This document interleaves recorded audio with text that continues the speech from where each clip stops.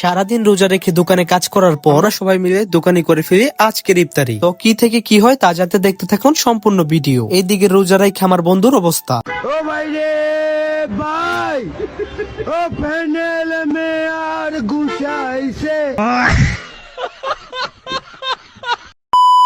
আসসালামু আলাইকুম গাইস, আজকের ব্লগটা কি নিয়ে হতে যাচ্ছে এটা তো তোমরা ব্লগের প্রথমটুকু দেখে বুঝিয়ে গিয়েছো। কাজের চাপ থাকার কারণে আজকে সব ভাইরা মিলে করে ফেলি দোকানে ইফতারি। আর কে কোথা থেকে দেখতেছো ভিডিওটা সবাই কমেন্ট করে জানাও, যেন আমি পরবর্তী ভিডিওতে তোমাকে ধন্যবাদ জানাতে পারি। দোকানে আসার পরেই আমরা সারাদিনের কাজকর্ম গোছানো শুরু করি। আর হ্যাঁ গাইস, আমাদের দোকান কাইফা সাইফা ফ্যাশনে এখন রমজান উপলক্ষে অফার প্রাইস চলতেছে। যারা এই অফার প্রাইসে 3 পিস নিতে চান এখনই এসে পড়ুন আমাদের কাইফা সাইফা ফ্যাশনে। আর হ্যাঁ গাইস, আমাদের এই কাইফা সাইফা ফ্যাশন থেকে পুরো বাংলাদেশে 3 পিস হোম ডেলিভারি দেওয়া হয়। আজকের অর্ডারটি কনফার্ম করে পার্সেল দিয়ে আমরা স্টেট ফার্স্টে, যা 2 থেকে 3 দিনের ভিতর কাস্টমারের হাতে পৌঁছে যাবে। সবাই দিকে কাজ করে, আমরা এই বাড়ির দিকে প্রেম করে। সবাই ওরা চিন্তা রাখবেন, ওই কিন্তু 3 বউয়ের আব্বা।